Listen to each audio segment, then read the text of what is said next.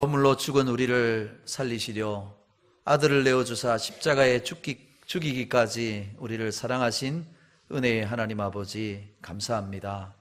우리에게 구원의 은혜를 주실 뿐 아니라 하나님을 믿고 하나님을 경외함으로 부족함 없는 인생 사는 축복의 자리로 불러 세우신 것을 감사합니다.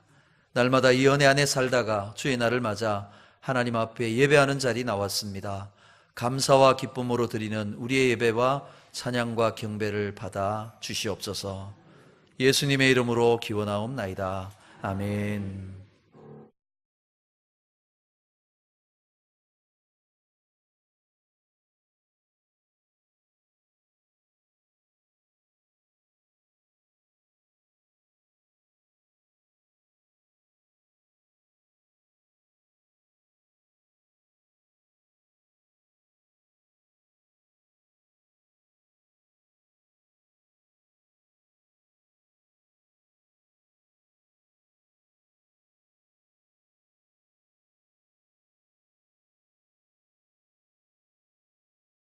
나는 전능하신 아버지 하나님 천지의 창조주를 믿습니다.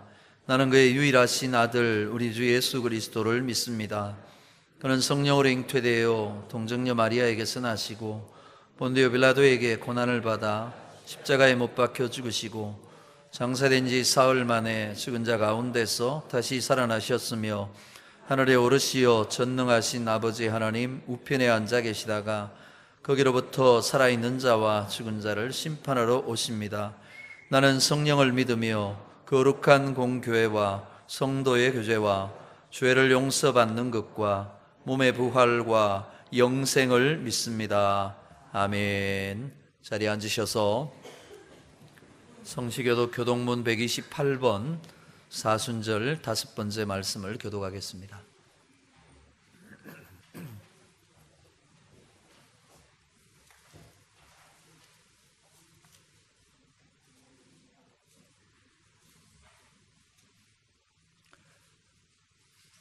나의 영혼이 잠잠히 하나님만 바라미요 나의 구원이 그에게서 나오는도다.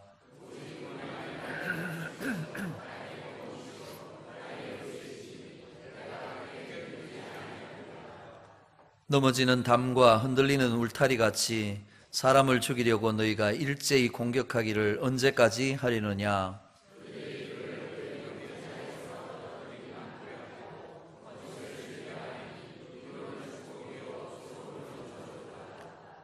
나의 영혼아 잠잠히 하나님만 바라라. 물은 나의 소망이 그로부터 나오는도다.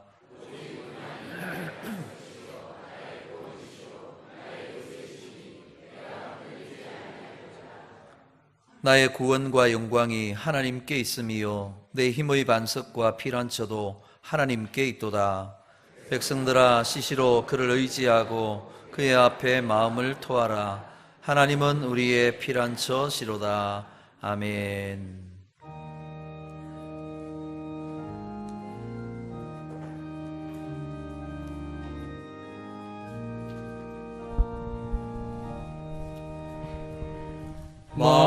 만유의 주 앞에 존귀하신 예수 사람이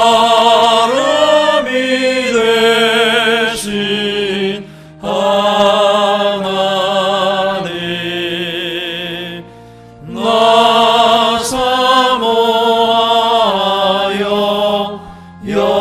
영원히 섬길 내 영광 되신 주로다.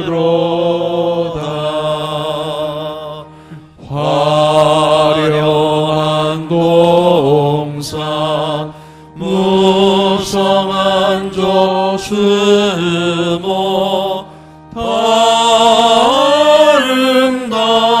아름답고 묘하라. 순전한 예수 더 아름다워 봄 같은 기쁨 주시네. 광명한 해와 명랑한 저 달빛 수많은 별들 빛나 주 예수 비춰 더 찬란하여 참 비교할 수 없도다.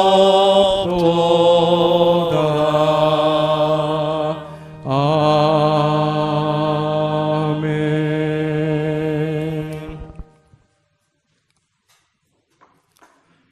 거룩하신 하나님, 허물과 죄로 인하여 영원히 죽을 수밖에 없는 저희들을 긍휼히 여기사 독생자 예수 그리스도를 이 땅에 보내주셔서 우리의 허물을 담당케 하심을 감사드립니다. 주님의 당하신 조롱과 멸시와 고통과 죽으심이 우리의 인생을 저주와 한숨과 절망에서 축복과 환희의 승리로 바꿔놓으신 그 놀라우신 은혜에 또한 진심으로 감사드립니다.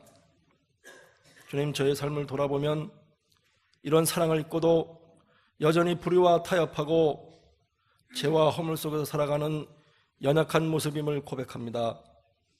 용서해 주시고 주님의 십자가에서 흘리신 보혈로 날마다 저희들을 정결케 하셔서 거룩한 삶을 살아갈 수 있도록 인도하여 주옵소서. 주님, 십자가에 매달려 죽기까지 보여주신 사랑과 은혜를 바라봅니다. 우리가 예수님의 모습을 바라보며 주님께서 받으셔야 할 영광을 우리가 받으려 하지 말고 주님이 걸어가신 그 고난의 길을 따라 걸어가게 하옵소서.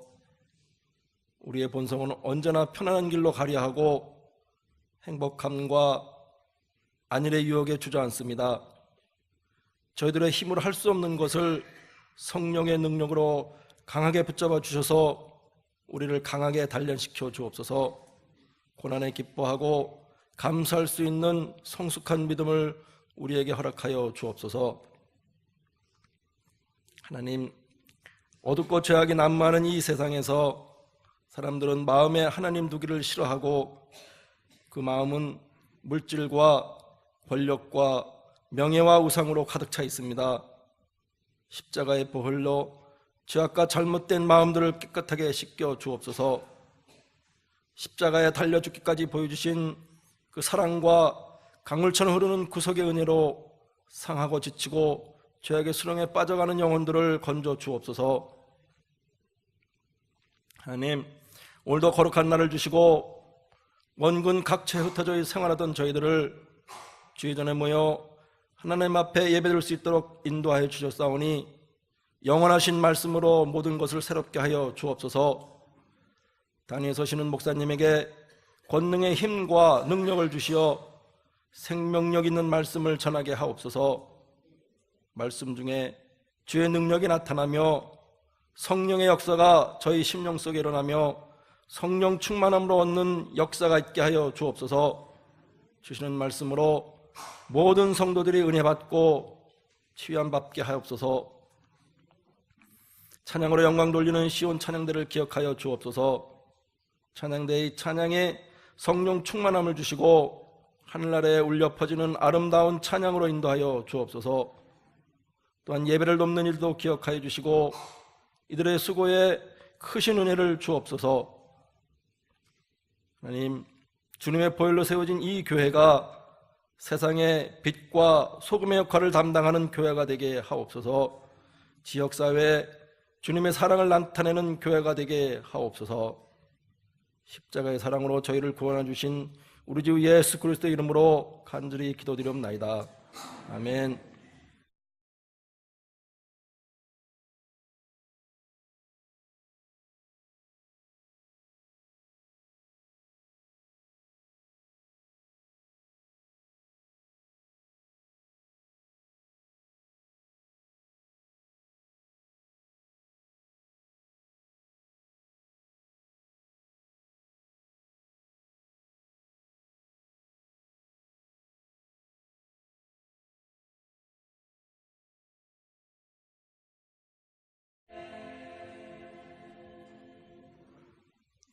사순절 다섯째 주일 우리에게 주시는 하나님 말씀은 사도행전 10장 1절에서 8절까지의 말씀입니다.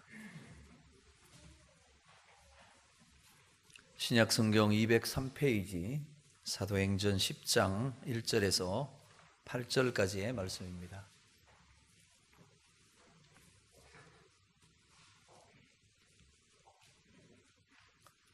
말씀을 받들어 읽겠습니다. 가이사랴에 고넬료라 하는 사람이 있으니 이달리아 부대라 하는 군대의 백부장이라. 그가 경건하여 온 집안과 더불어 하나님을 경외하며 백성을 많이 구제하고 하나님께 항상 기도하더니 하루는 제9시쯤 되어 환상 중에 밝히 보매 하나님의 사자가 들어와 이르되 고넬료야 하니 고넬료가 주목하여 보고 두려워 이르되 주여 무슨 일이니까? 천사가 이르되 내 기도와 구제가 하나님 앞에 상달되어 기억하신 바가 되었으니 내가 지금 사람들을 요빠에 보내어 베드로라 하는 시몬을 정하라. 그는 무도장이 시몬의 집에 유숙하니 그 집은 해변에 있다 하더라. 마침 말하던 천사가 떠나매 고넬료가 집안 하인들과 부하 가운데 경건한 사람 하나를 불러 이 일을 다 이루고 요빠로 보내니라. 아멘.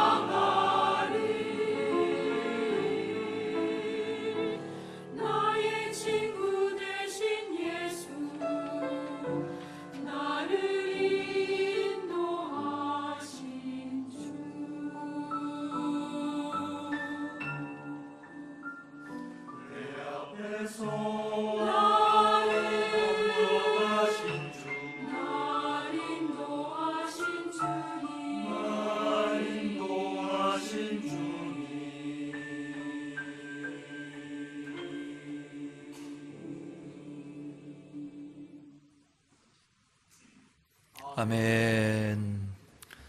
십자가의 죽으심으로 우리를 구원하신 예수님은 우리의 친구가 되시고 우리의 형제가 되시고 우리의 힘과 능력이 되시는 줄 믿습니다.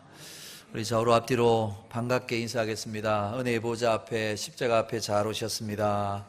은혜의 보좌 앞에, 십자가 앞에 잘 오셨습니다.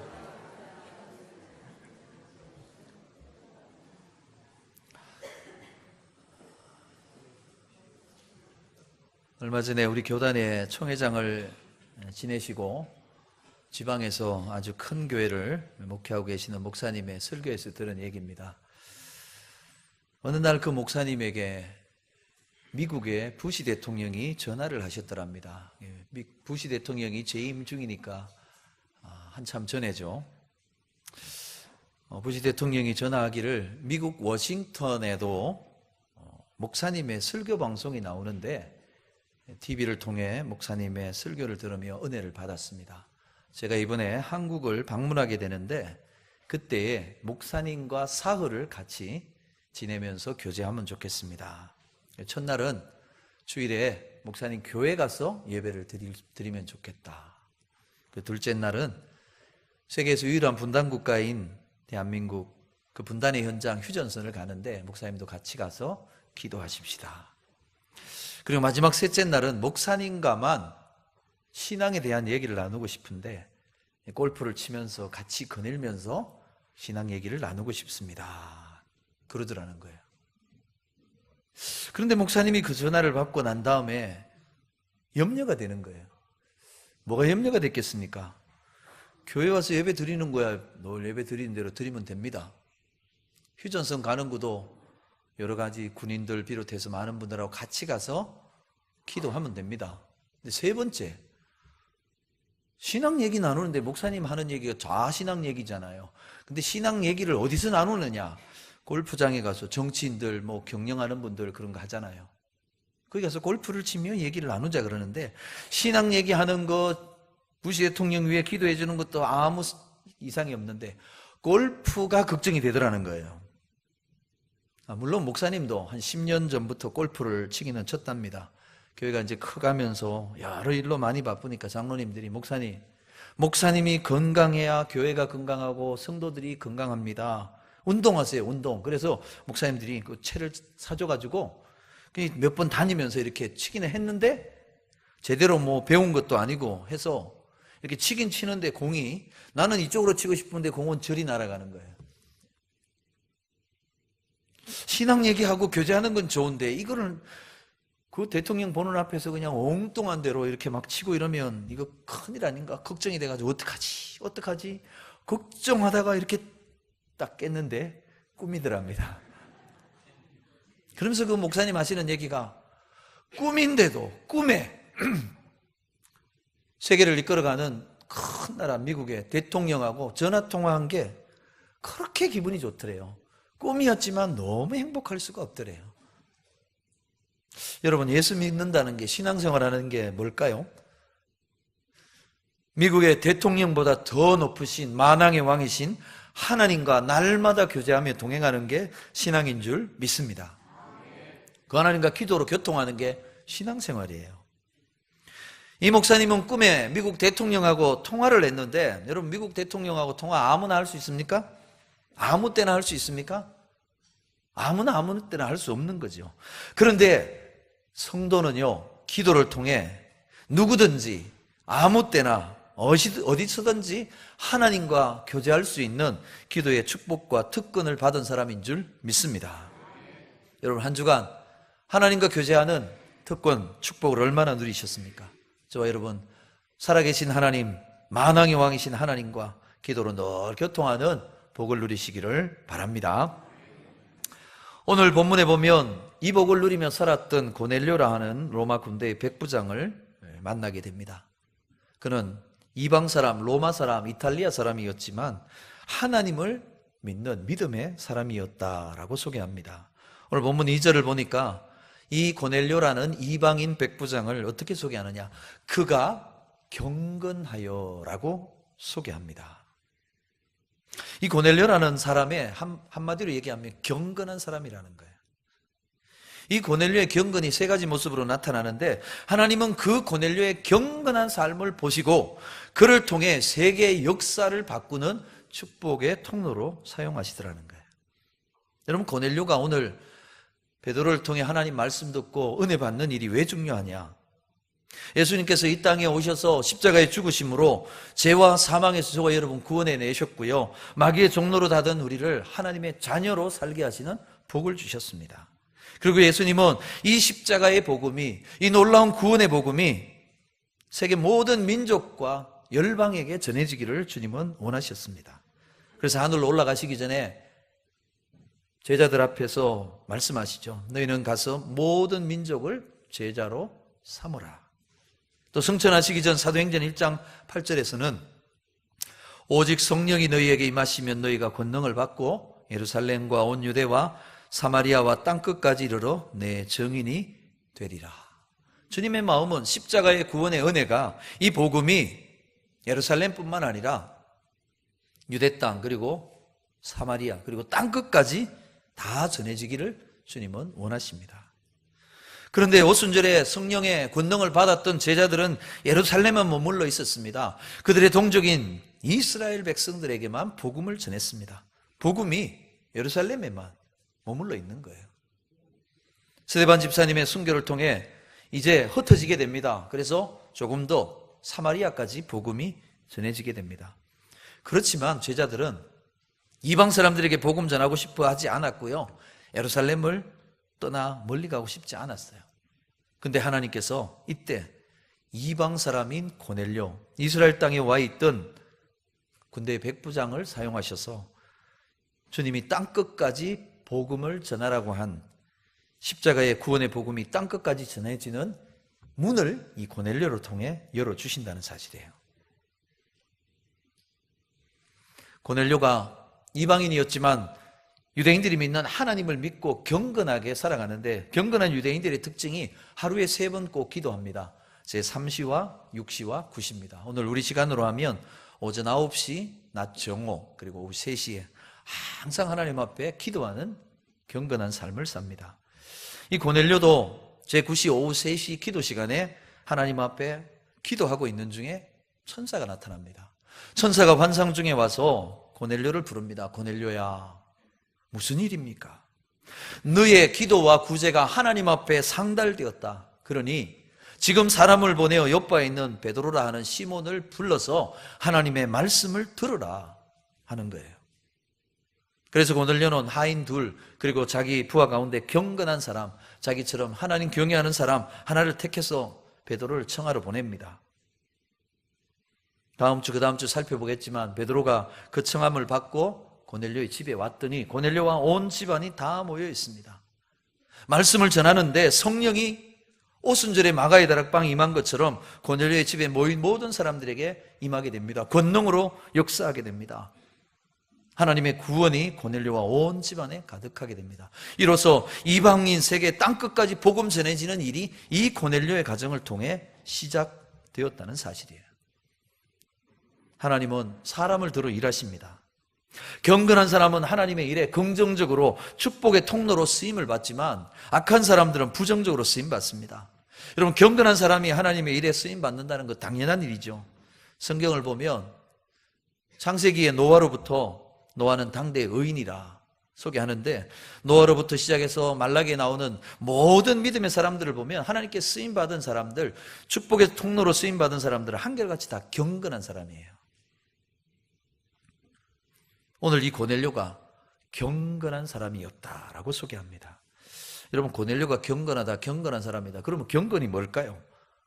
사전적인 의미를 찾아보면 세속적인 세상적인 생각을 끊어버리고 오로지 하나님께만 자기를 맡기는 마음과 태도를 경건이라 한다, 이렇게 얘기해요. 제가 몇 번 읽어봤지만 뭔 얘기인지 감이 잘 안 와요. 그래서 쉽게 바꿔봅니다. 경건이란 하나님으로 가득 차 있는 상태다. 생각이 하나님으로 가득 차 있고 내 말이 전부 하나님을 얘기하고 내가 하는 일 가운데 하나님이 가득한 것, 그게 경건이라는 거예요. 무슨 생각을 하든지 무슨 말을 하든지 무슨 일을 하든지 하나님 생각하고 하나님 의지하고 하나님의 뜻대로 살려고 하는 것, 그게 경건한 거라는 거예요. 그러니까 한마디로 하나님께 모든 것을 다 걸고 하나님만 의지하는 사람, 그 사람이 경건한 사람이에요. 그런데 어떤 이들은 보면 사람에게 모든 걸 다 걸어요. 그래서 사람에게 배신당하고 사람에게 실망하고 사람에게 절망하는 모습을 보게 돼요. 누가 지어낸 얘기 같은데 재미있는 이런 얘기가 있습니다. 어떤 사람이 함께하던 아내가 죽어서 장례를 치르게 됐습니다. 자, 슬픈 가운데 장례를 치르는데 장례 운거하고 장례 나가는 날에 공교롭게도 비가 많이 왔습니다. 우리 장례하면, 교우들 장례하면 제가 꼭 기도합니다. 좋은 일기를 주셔서 하나님이 위로해 주옵소서 하는데, 비가 너무 많이 왔어요. 운거하는 분들이 그냥 얼마나 힘든지 몰라요. 길은 미끄럽지요. 그러다가 이 관을 운거하다가 잘못 미끌해가지고는 관을 벽에 쾅 부딪혔어요. 그런데 그만 아내가 살아난 거예요. 그런데 며칠이 지나자 또 이 아내가 다시 죽었습니다. 다시 장례를 치르는데 이날에도 운구를 하는데 공교롭게도 그날도 비가 많이 오는 거예요. 운구를 하고 이렇게 운구위원들이 이렇게 어깨에 메고 이렇게 모시고 나가는데 이번에는 남편이 오더니 운구하는 사람들이 이렇게 얘기합니다. 여보게들, 이번엔 좀 조심하게나. 좀 조심하게나. 웃으시는 분들은 왜 웃는지 몰라. 여러분, 이 아내는 평생 그 남편 한 사람 바라보고 그 남편 위하고 살았을 거 아니에요. 근데 여러분, 사람은 믿을 게 아니라는 사실이에요. 여러분, 사람은 사랑하고 그저 위하고 서로서로 이렇게 위로하고 사는 거지. 남편도 마찬가지요, 아내도 마찬가지요, 부모도 마찬가지고 자식도 마찬가지고 누구도 마찬가지예요. 하나님처럼 의지하면 안 된다는 거예요. 여러분, 하나님만 의지하시기를 바랍니다. 돈도 의지하지 마세요. 환경도 의지하지 마시고 사람도 의지하지 마시고 오직 하나님만 의지하며 살아가는 여러분 되시기를 바랍니다. 경건은 그거예요. 하나님만 의지하며 살아가는 거예요. 오늘 고넬료가 경건한 게 하나님만 의지하며 살았기 때문에 그를 경건하다 얘기하는 거예요. 하나님만 의지하는 그를 하나님은 놀라운 축복의 통로로 사용해 주셨습니다. 오늘 우리도 고넬료가 어떻게 경건했는가를 통해 우리도 하나님 앞에 경건한 믿음의 사람이 되어서 하나님께 쓰임받는 축복의 사람들 되시기를 바랍니다. 고넬료가 경건했다. 어떻게 경건의 모습이 나타나느냐? 첫째로 하나님을 경외하는 모습으로 나타납니다. 2절 계속해서 보면 온 가족과 더불어 하나님을 경외했다라고 얘기합니다. 여러분, 하나님 경외했다는 말은 하나님 두려워하며 살았다는 거예요. 하나님 생각하며 하나님은 나쁜 짓 하면 벌 준다. 내가 지난 한 주 아무렇게나 살았는데 하나님이 나를 야단하신다라고 하는 그 두려움을 말하는 게 아니에요. 범사에 하나님을 생각하면서 하나님이 보고 계신다를 생각하며 두렵고 떨림으로 살아가는 것, 그걸 하나님 경외한다라는 거예요. 다른 사람 보는 데서는 조심하다가 아무도 없는 데서는 아무렇게나 행동하는 사람, 그 사람 경건한 사람이 아니라는 거예요. 그렇게 보면 구약에 나오는 요셉은 진실로 경건한 사람이에요. 요셉이 하나님의 꿈을 얘기했다가 형제들의 미움을 받아 애굽으로 노예로 팔려갑니다. 울고불고 노예로 팔려가 얼마나 불쌍하고 비참합니까? 근데 노예로 갔는데도 성실합니다. 진실합니다. 충성됩니다. 하나님 복을 주셨어요. 그 주인인 보디발이 보니까 아주 요셉이라는 노예가 왔는데 요셉을 통해 복이 오거든요. 그를 세워서 가정 모든 일을 맡기는 총무를 세웠습니다. 요셉이 일을 또 충성스럽게 감당합니다. 집안에 있는 모든 노예들을 다 통솔하면서 집안 일들을 잘하는데 하나님이 또 복을 주십니다. 모든 걸 다 맡겼어요. 요셉이 젊습니다. 성실합니다. 정직합니다. 충성스럽습니다. 그런데 보디발이 일을 보고 나갔는데 그 집의 여주인인 보디발의 아내가 이 잘생기고 성실하고 이 충성스러운 요셉을 보고 푹 빠졌습니다. 그래서 이 아줌마가 총각 요셉을 붙들고는 계속 유혹을 합니다. 요셉은 그때마다 단호하게 거절합니다. 나중에는 그냥 아예 그냥 붙들고 늘어지니까 내가 어떻게 하나님 앞에서 이 큰 악을 행하고 죄를 지을 수 있겠습니까? 나는 그럴 수 없습니다. 한 번은 단둘이 있는 시간에 작정을 하고 요셉을 붙듭니다. 여러분, 그때 그냥 말로 이러지 마세요 이러면 안 된다는 거예요. 요셉이 단호하게 옷을 집어 던지고 도망칩니다. 그랬더니 이 여주인이 화가 나가지고 소리 지르며 저 종놈이 나를 욕보이려고 했다고 고발해가지고 억울하게 누명 쓰고 요셉이 감옥 들어가요. 여러분 얼마나 억울하고 원통합니까? 의롭게 살고 경건하게 살았는데 결과는 감옥 들어갔어요. 그런데 여러분 결국을 아시잖아요. 감옥에 들어갔지만 하나님은 하나님을 의식하며 살았던, 하나님만 바라보며 살았던 요셉을 내버려 두지 않으셨어요. 그를 감옥에서 끌어올리셨어요. 그를 높은 자리, 애굽의 총리의 자리에 올리시고 온 세상의 구원자로 축복해 주신 줄 믿습니다. 여러분, 의인은요, 망하는 것 같아도 끝이 좋은 거예요. 의인은 안 되는 것 같아도 모든 것을 합력하게 이루시는 하나님의 축복을 받는 사람인 줄 믿습니다. 그런데 우리는 세상을 살면서 자꾸 사람하고 상대하려고 그래요. 여러분, 사람하고 상대하면 결국 우리도요, 그 사람하고 똑같아진다는 거예요. 사랑하는 여러분, 성도는 사람이 아니라 하나님과 상대하는 사람인 줄 믿으시기 바랍니다. 문제가 생기면 하나님께 기도해야 되고요, 하나님께 도움을 구해야 된다는 거예요. 근데 사람을 상대로 싸우면 나도 괴롭고 내 가족도 괴롭고 내 이웃도 괴로울 수밖에 없는 거예요. 그렇지만 괴롭고 억울하지만 사람을 상대하지 않고 하나님을 만나 기도하고 기다리면 시간 좀 걸릴지는 몰라도요, 결국은 하나님이 승리케 하시는 줄 믿습니다. 그 좋은 예가 다윗이에요. 다윗은 골리앗을 죽이고 민족적인 영웅이 됩니다. 근데 사울왕이 그것 보고 시기합니다. 아, 저놈이 이제는 내 왕의 자리밖에 더 가질 게 있겠는가. 그래서 다윗 죽이려는 일을 역사적인 사명으로 알고 쫓아다닙니다. 군대를 동원해서 다닙니다. 그 한 사람 잡으려고 3,000명씩 거느리고 다닙니다. 그런데 놀랍게도요, 그 사울은 다윗을 죽일 기회를 못 얻어요. 근데 다윗은요, 도망 다니는 사람이 사울을 죽일 수 있는 기회를 2번이나 얻어요. 한 번은 사울이 막 죽익대를 끌고 오니까 다윗과 그 일행들이 굴 속에 들어가 딱 숨어 있었어요. 이 사실을 모르는 사울이 볼 일이 급해가지고 갑옷도 벗고 창도 칼도 다 내려놓고 그 굴 속에 무방비로 들어와서 일을 보고 있는데 다윗과 함께하는 사람들이 이렇게 얘기합니다. 다윗이요, 하나님 주신 절호의 기회입니다. 칼로 가서 그냥 콱 찌르면 끝납니다. 더 이상 도망 안 다녀도 돼요. 이제 왕이 되시면 됩니다. 하는데 다윗이 어떻게 합니까? 안 죽여요.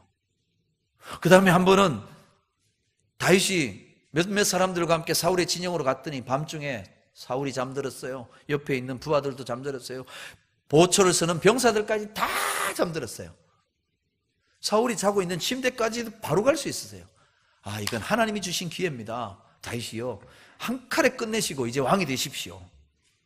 여러분, 그 사람들 말처럼요, 이 사울을 한 번에 죽이기만 하면 더 이상 도망 안 다녀도 돼요. 고생 끝입니다. 그런데 다윗은 어떻게 합니까? 안 죽입니다. 뭐라고요? 하나님이 기름 부으신 하나님의 종을 내 손으로 죽일 수 없노라. 사울이 두려워서 안 죽였겠습니까? 아니에요. 불꽃 같은 눈으로 보시는 하나님을 두려워했기 때문에 그런 사울을 죽이지 않았던 것입니다. 그 덕분에, 그 때문에 그는 오랫동안 도망 다녀야 됐어요. 오랫동안 비참하게 살아야 됐어요. 그렇지만 하나님은 그런 마음, 사람이 아니라 하나님 두려워하는 마음 가진 다윗을 하나님은 기쁘게 여기시던 거예요. 그래서 성경은 이렇게 얘기합니다. 내가 이새의 아들 다윗을 만나니 내 마음에 합한 자더라. 다윗을 보니까 나하고 마음이 통하는 사람이다. 내 마음을 가진 사람이더라. 그래서 하나님 어떻게 하십니까? 사울을 대신해서 그를 이스라엘의 왕으로 세우신 줄 믿습니다. 그뿐이 아니에요. 아브라함과 다윗의 자손 예수 그리스도를 구주로 보내신 거예요. 사랑하는 여러분, 세상을 살다가 나를 힘들게 하는 사람을 만나십니까? 그를 상대하지 마시기를 바랍니다. 우리는요, 내가 열받으면 이런 생각합니다. 저 인간을 내가 묵사발 만들어야지. 여러분, 묵사발 만들 생각하지 마세요.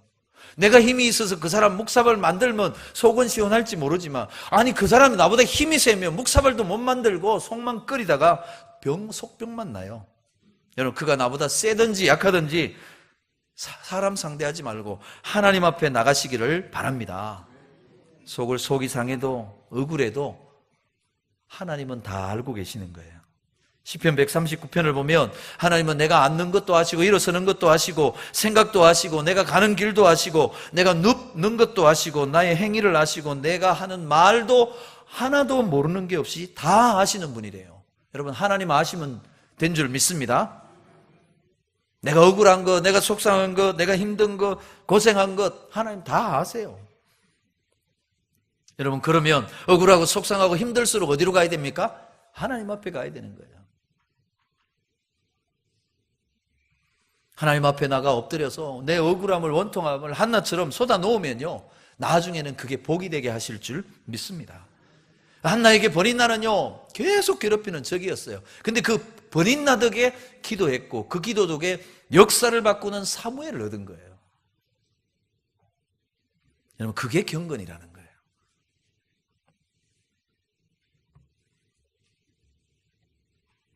두 번째로, 고넬료는 백성을 많이 구제했다라고 얘기합니다. 경건한 사람의 특징은 내게 주신 물질, 내게 주신 시간, 다른 일을 돕는 데 쓴다는 거예요. 여러분, 백성을 많이 구제했다는 건요, 한두 번이 아니라 많이 했다는 거예요. 이 말은 그가 물질에 목매고 사는 사람이 아니라는 거예요. 물질 붙들고 사는 사람이 아니라는 거예요. 사랑하는 여러분, 여러분도 할 수 있으면 많이 물질의 축복 받으시기를 축복합니다. 그래야 하나님을 위해 일할 수 있고 이웃을 도울 수 있기 때문에 그렇습니다. 고넬료는 자기에게 주신 하나님의 그 축복을 가지고 이웃을 돕는 일에 썼어요. 어느 정도냐? 4절에 보니까 그의 기도와 구제가 하나님 앞에 상달될 정도로 그는 구제하는 일을 하며 살았습니다. 서울 시내 어느 큰 교회 권사님 한 분은 하나님 앞에 기도하고 작정한 바가 있어서 매 학기가 새롭게 시작되면 교인의 가정을 쭉 돌본대요. 살펴본대요. 교구의 목사님들한테 물어보고 이번에 대학 간 가정 가운데 어려운 가정이 있느냐 뽑아달라 해서 10가정을 선택한대요. 그 가정에 그 학생들을 위해서 300만 원씩 장학금을 10가정을 주는 거예요. 학기마다. 여러분, 대학생 공부시킨다는 게 어렵잖아요. 둘씩 하다 보면 힘듭니다. 그래서 이 권사님은 내게 주신 이 물질을 정말 교회와 내 나라의 미래일인 사람들을 내가 기르는 일을 위해 내가 섬기겠다. 얼마나 큰 위로가 되는지 모릅니다. 저는 기도하기를 우리 교회에도 이런 분들이 많이 나오기를 축복합니다. 5분만 아멘 하시네. 여러분, 구제하는 일요, 나누어지는 일, 헛된 일 아니에요. 낭비하는 일 아니에요. 하나님 앞에 축복을 위한 씨앗을 심는 거예요. 여러분, 성경의 정한 법칙, 하나님 법칙은 심은 대로 거둔다는 거예요. 우리가 사랑을 심으면 사랑을 거둡니다. 미움을 심으면 저주를 거두는 거예요. 가시나무가 심겨지면 가시가 자라나 나도 찌르고 남도 찔립니다. 그러나 사과를 심으면, 축복을 심으면요, 나도 먹고 남도 먹고 모두가 유익해지는 거예요. 잠언 11장 25절을 보면 구제를 좋아하는 자는 풍족하여질 것이요 남을 윤택하게 하는 자는 자기도 윤택하여 지리라. 하나님은요, 거저가 없습니다. 심은 대로 거두게 하시는 거예요. 그래서 누가복음 말씀에는요, 주라 그렇게 얘기해요. 그러면 너희에게 줄 것이다. 어떻게 해요? 부어주는데 누르고 흔들어 넘치도록 안겨 주리라. 이게 하나님의 약속이에요. 축복의 법칙이에요. 하나님께 드리고 구제하고 섬기는 일에 사용하면요, 하나님은 누르고 흔들어 넘치도록 주신다는 거예요. 여기 강 건너가면 세계적으로 제일 큰 교회가 있습니다. 거기 목회하셨던 원로 목사님, 조 목사님이 어느 날은 설교를 하시다 갑자기 이런 얘기를 하십니다. 사랑하는 성도 여러분, 이상하게도 성경에 얘기 나오는 얘기는 아니지만 제가 기도하는데 하나님께서 우리 성도들 가운데 한 분을 큰 기업가로 축복해 주신다 하는 마음의 감동이 있습니다. 성경에 없는 얘기지만 여러분 오해하지 마세요. 제가 여기 있는 방석을 제가 이렇게 여러분을 향해 탁 던질 텐데 이 방석에 어깨가 탁 닿는 분은 하나님이 축복하시려고 하는 분입니다. 제 마음에 그런 감동을 주시네요. 성경에 없는 얘기지만 오해하지 말고 받을 수 있는 분만 받으세요. 제 마음에 그런 감동을 기도하는 중에 주십니다. 그런데 이 방석이 탁 부딪히는 분은 그 하나님의 약속을, 축복을 믿음으로 받으려면 먼저 하나님 앞에 하나님 이 복 주시니 감사합니다. 그 표현으로 10,000만 원을 하나님께 헌금을 하십시오. 그리고 말씀하신 후에 목사님 방석을 딱 들고 찬양대 쪽으로 이렇게 방석을 탁 던졌습니다. 어떤 일이 벌어졌을까요? 찬양대원들이 이렇게 또 피하는 거예요. 이쪽에 있는 분이 이렇게 피하고 그 복 받기는 원하는데 뭐가 걸려 있어요? 먼저 하나님께 감사하라. 그래 1,000,000원. 그러니까 어이구 저게 1,000,000원이다. 다 피했어요. 방석을 가져다가 이번에는 회중석으로 던졌어요. 탁 던졌더니 또 어떠니 똑같은 일이 벌어집니다. 어이구 1,000,000원, 1,000,000원 다 피했어요.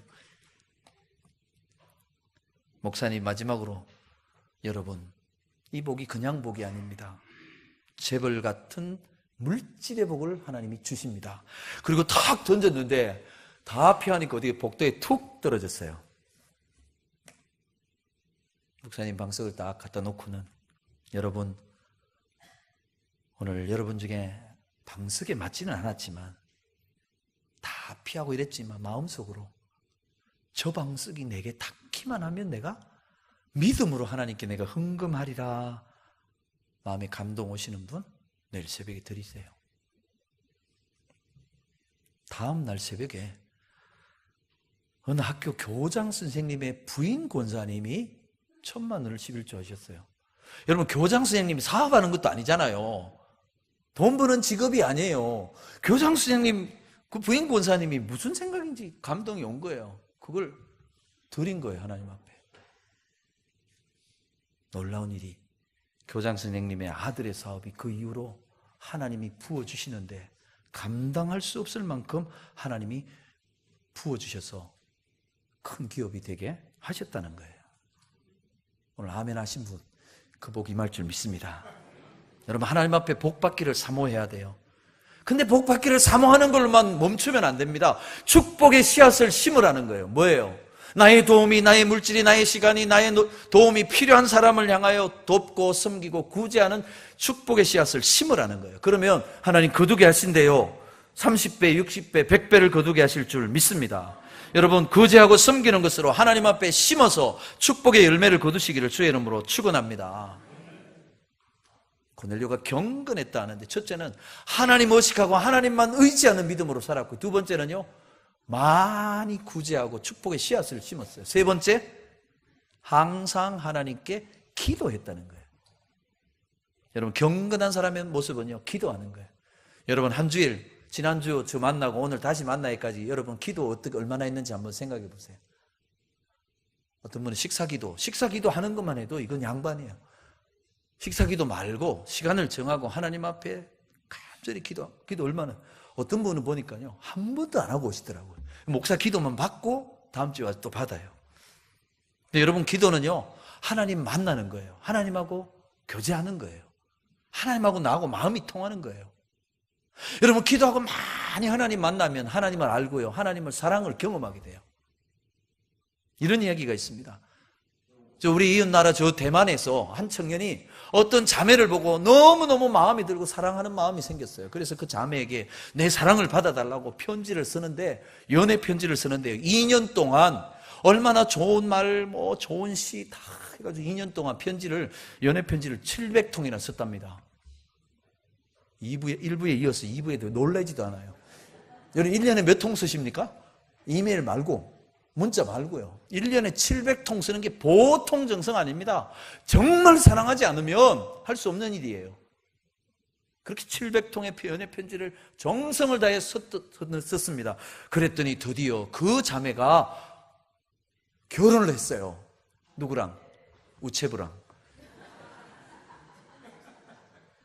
이 편지를 날마다 글로 종이로 썼는데, 이 종이로 하는 것보다 날마다 이 편지 배달을 오늘도 왔네요. 그리고 이제 또 편지 전하고 얘기 나누고 700번이나 만났으니, 여러분, 만나야 마음을 알고 사랑을 알게 됩니다. 여러분, 하나님을 많이 기도로 만나야 하나님을 알고 하나님의 은혜를 받고 하나님의 축복을 받는 줄 믿습니다. 기도는요, 성도에게 주신 하나님의 특권이요, 축복이에요.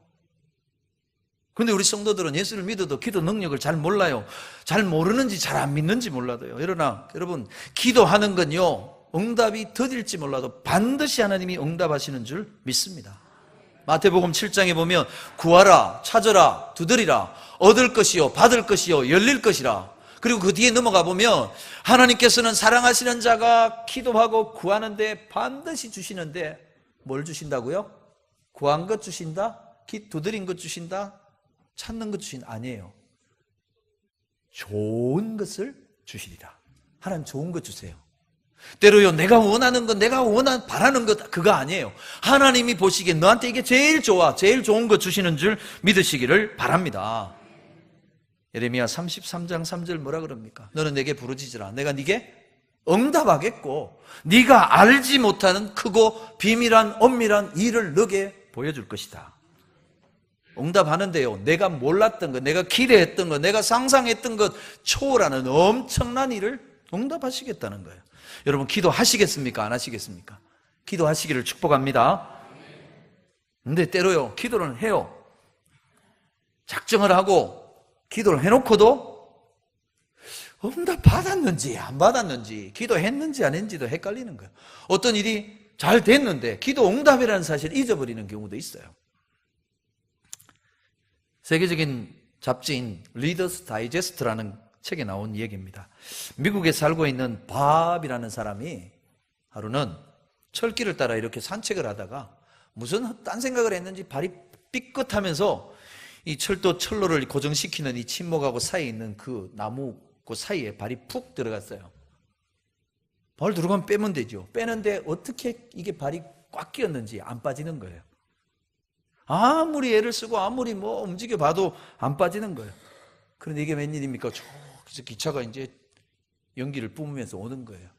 우리 같이 KTX 그런 게 아니고 이제 칙칙칙 푹푹 하는 기차가 오는데 저 멀리서 경적을 울리면서 오는데 큰일 났어요. 이거 발은 안 빠지죠. 기차는 다가옵니다. 아무도 주위를 둘러봐도 도와줄 사람은 없어요. 그때 이 밥이 생각났어요. 그래, 기도하자, 기도. 하나님께 기도하자. 그리고 기도합니다. 하나님, 이 발을 빼주신다면 그동안 내가 술을 많이 먹었는데 이제부터는 술을 딱 끊겠습니다. 그리고 발을 뺐는데 안 빠지는 거예요. 아, 이거 이래가지고 안 되는 거. 다시 기도합니다. 하나님, 이번에 발만 빼주신다면, 살려만 주신다면 술을 끊는 거는 물론이고 제가 막 화가 나면 욕을 막 해댔는데 욕은 한마디도 하지 않겠습니다. 그리고 또 발을 빼려고 하는데 안 빠집니다. 기차는 점점 눈앞으로 다가오는데 큰일 났습니다.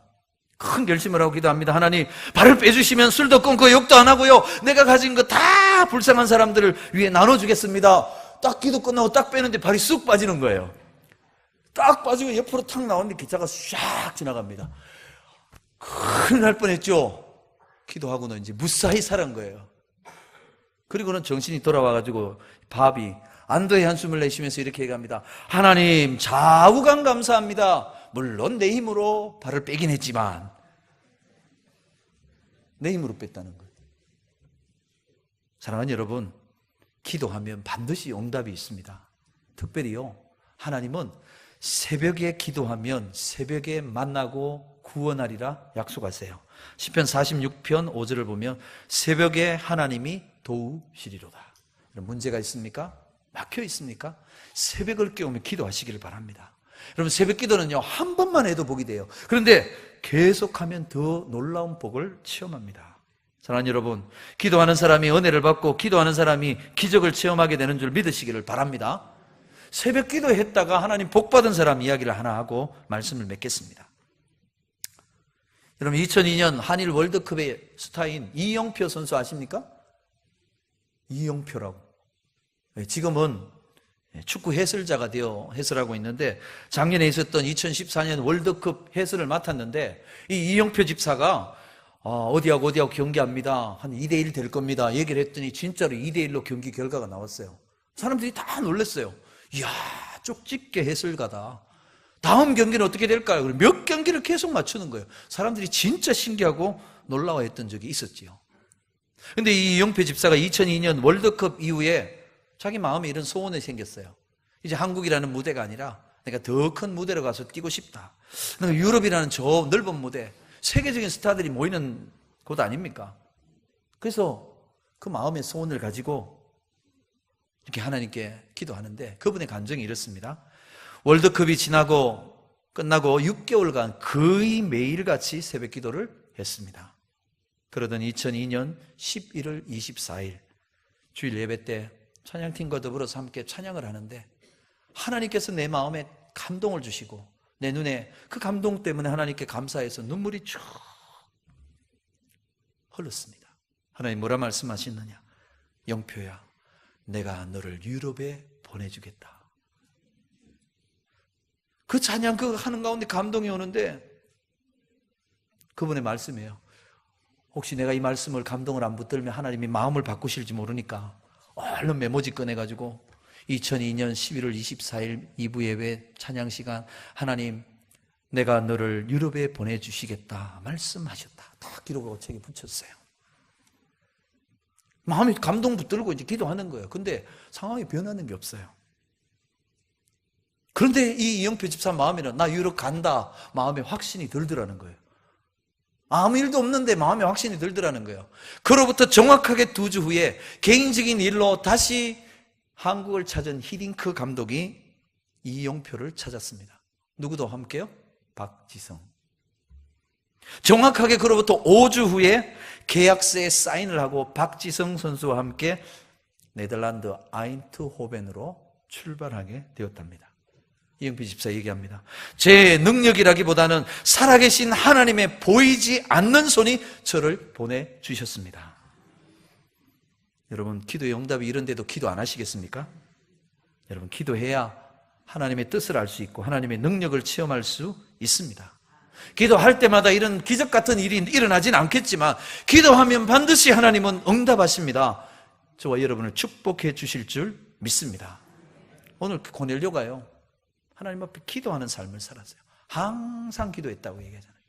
그 기도가 상달되었고요. 그 기도가 응답이 되었고요. 그는 세계 복음화를 위한 문을 여는 축복의 통로가 되었다는 사실이에요. 하나님 두려워하는 경건한 신앙으로 이웃을 구제하고 항상 하나님께 기도하는 가운데 그 기도와 구제가 하나님께 상달되어 하나님께 붙들려 세계 복음화의 출발로 쓰임받은 고넬료처럼 오늘 저와 여러분이 경건한 믿음으로 하나님께 쓰임받는 축복을 누리게 되기를 주님의 이름으로 축원합니다. 기도하겠습니다. 하나님, 하나님만 두려워하고 하나님만 의지했던 고넬료, 하나님을 의지하는 믿음으로 이웃을 구제했습니다. 항상 하나님께 기도해서 그 기도가 구제가 하나님께 상달되어 하나님 땅끝까지 천하만민에게 복음을 전하는 구원의 문을 그를 통하여 활짝 열게 하신 축복의 통로가 된 것 보았습니다. 하나님, 우리도 그 믿음으로 하나님 앞에 고넬료처럼 쓰임받고 복받는 성도들 되게 하여 주시옵소서.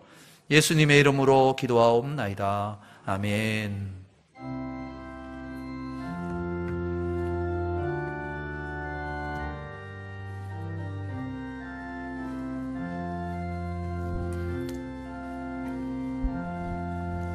예수 따라가며 복음 순종하며 의리 행할 길 환하겠네.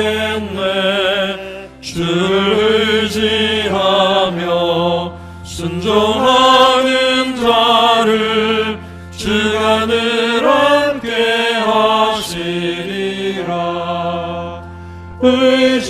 의지하고 순종하는 길은 예수 안에 즐겁고 복된 길이로다.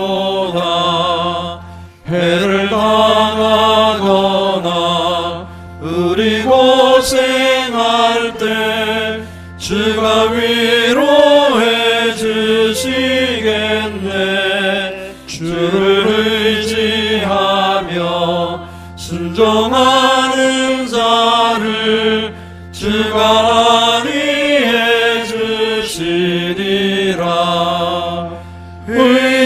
의지하고 순종하는 길은 예수 안에 즐겁고 복된 길이로다.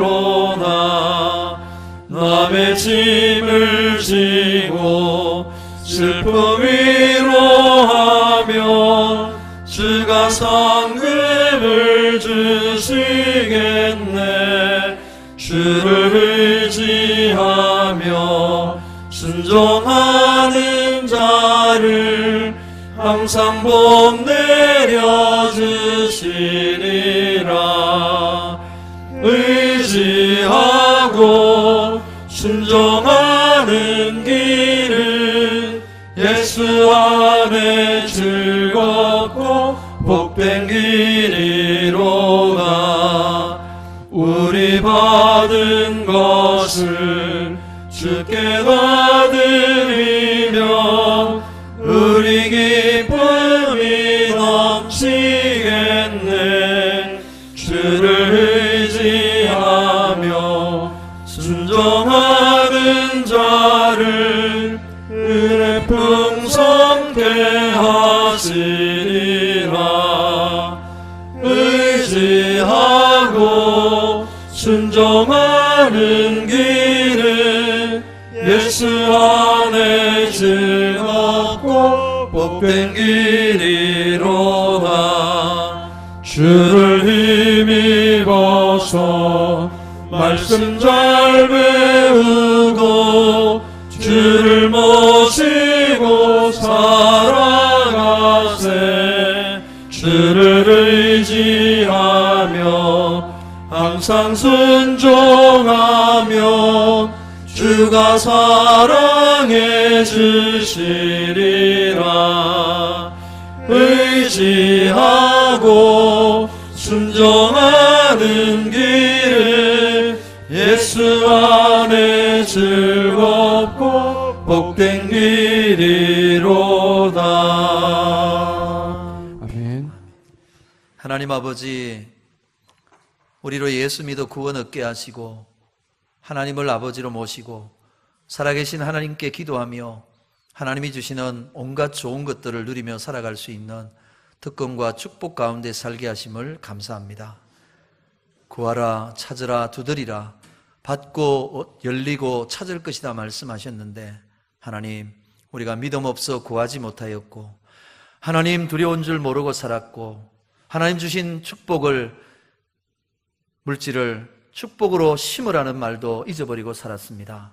오늘 고넬료처럼 하나님 경외함으로 구제하고 항상 깨어 기도하는 가운데 살아계신 하나님을 만나고 하나님의 축복받는 축복의 사람들 다 되게 하여 주시옵소서. 고넬료 까닭에 세계 만민이 복음받은 구원의 시작이 열린 것처럼 오늘 우리를 통하여 하나님의 구원과 하나님의 은혜와 축복이 우리를 통하여 세상 모든 사람들에게 흘러가는 축복의 통로에 복을 누리게 하여 주시옵소서. 하나님, 오늘도 우리에게 구원의 은혜를 주실 뿐 아니라 우리 삶의 필요를 채워주시는 하나님께 감사하여 귀한 예물을 주께 올려드립니다. 11조로 감사헌금으로 성경헌금, 장학헌금, 주일헌금, 제목 하나님 사랑과 헌신을 담아 드리오니 기쁘게 받아 주시옵소서. 이 예물이 쓰여질 때 하나님의 축복하심이 나타나게 하여 주옵소서. 하나님의 구원의 은혜가 많은 사람들을 살리는 하나님의 놀라운 은혜로 나타나게 하여 주시옵소서. 하나님, 새로운 한 주간을 살아갑니다.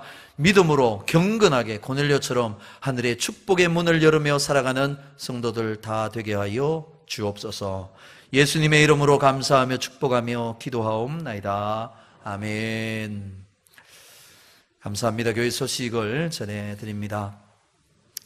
다음 주일은 성례 주일로 지키겠습니다. 세례 입교와 성찬을 우리가 함께 하도록 하겠습니다. 한 주간 십자가로 우리를 구속하신 주님의 은혜를 깊이 묵상하면서 우리를 위해 흘리신 보혈, 우리를 위해 찢겨주신 주님의 몸을 받음으로 구원의 감격과 하나님의 자녀된 특권과 권세를 우리가 새롭게 깨닫고 누리며 감사하는 시간이 될 수 있기를 바랍니다.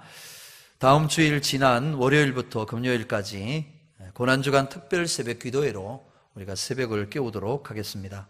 새벽에 하나님이 도우신다 하셨습니다. 새벽에 홍해가 갈라졌습니다.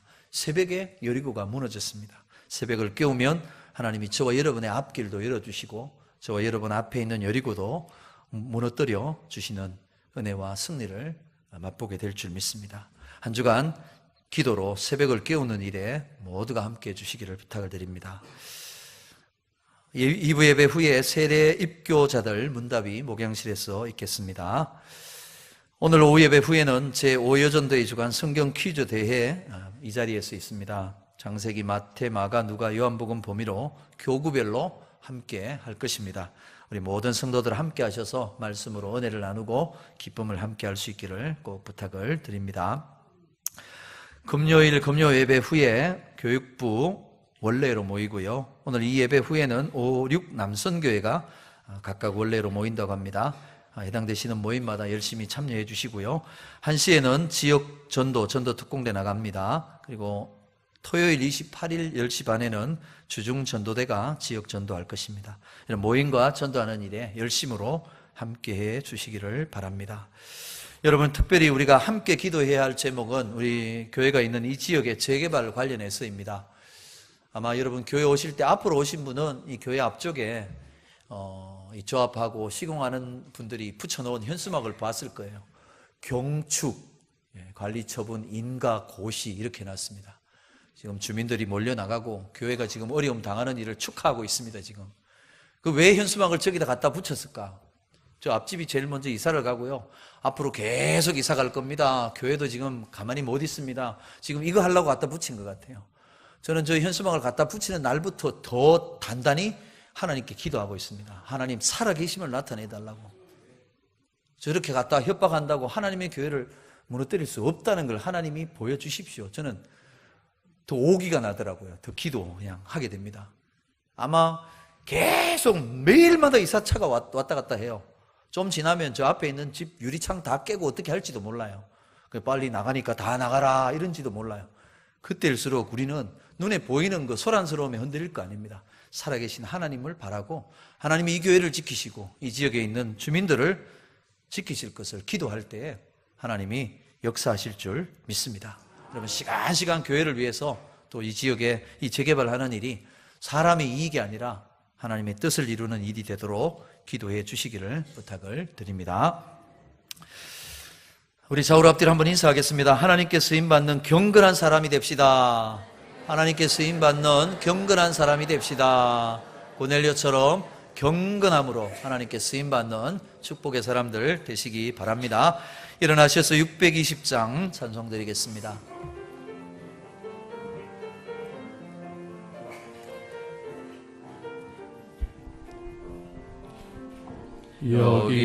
여기에 모인 우리 주의 은총 받은 자여라.